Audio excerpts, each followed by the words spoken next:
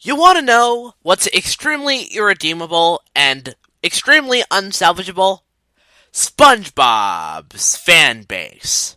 Good morning, world, and all who inhabit it. My name's Noah, and SpongeBob SquarePants just released the first episode of Season 10 today. I have been hyped all month for this episode. Showrunner Vincent Waller has been hyping up the season for a while now, so I've been really excited to see if the crew could up their game even more. And thankfully, this episode definitely met my expectations. Today's episode, WhirlyBrains, was written by Mr. Lawrence, storyboarded by Fred Osmond, and directed by newcomer Bob Jock, who had previously worked on Ren and Stimpy. And you can definitely feel some Ren and Stimpy vibes from this episode. This episode really makes me think, what is there to talk about? But at the same time, it makes me think, what isn't there to talk about? This episode is insane, and in a really good way. Vincent was definitely right when he said that the show was getting way more cartoony. I could definitely see that. The facial expressions were up to 11, the animation is really fluid and fun to look at, as usual, and the characters' bodily acting is really cartoony and zany, which is what you should get from a cartoon. One thing that bugs me is that people seem to forget that this is still a cartoon. Overly expressive gags and really funny jokes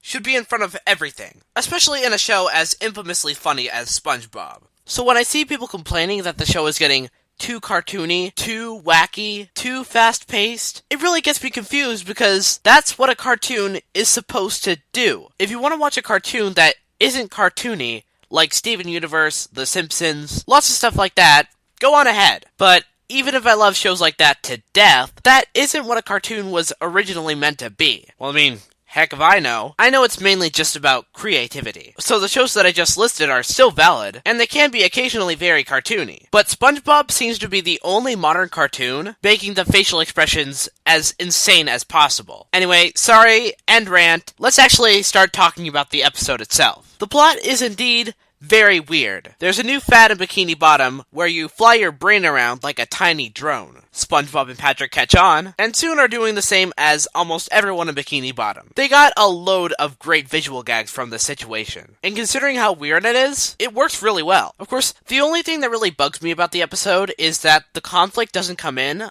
until, like, the 8-minute point, but that doesn't really matter because the majority of it, when they're just having fun, is really entertaining to watch. And all the little scenes they throw into there were really creative and really funny. And especially the scene with Mr. Krabs and Mrs. Puff on a date. It's mind-blowing that they actually brought that back. After episodes like Summer Job, you'd think that they just forget about that completely. But nope. They've been dating for 16 years. Forget about Married to Money. Forget about Summer Job. That is so pleasing to see. And the small little date that Mr. Krabs and Mrs. Puff had, where they're about to finally have their first kiss, was a very silly and cute scene. And I'm glad they gave that to the fans. When the conflict finally comes in, the episode starts to slightly make me lose interest, but I mean, it's still fine. They keep it entertaining. And the guest star, Ed Asner, did a really good job as the old man. The final thing I'll say is that the small Easter eggs in the episode were pretty cool to look at, especially seeing the old man connecting some of the main characters to Illuminati. Such a strange thing to put in the background, but also really hilarious when you focus on it. And also other things like putting sharks and pods in graffiti on a wall, and seeing a picture of Squidward's mom in his bathroom. Speaking of Squidward, he does act pretty insane in this episode, but it's pretty understandable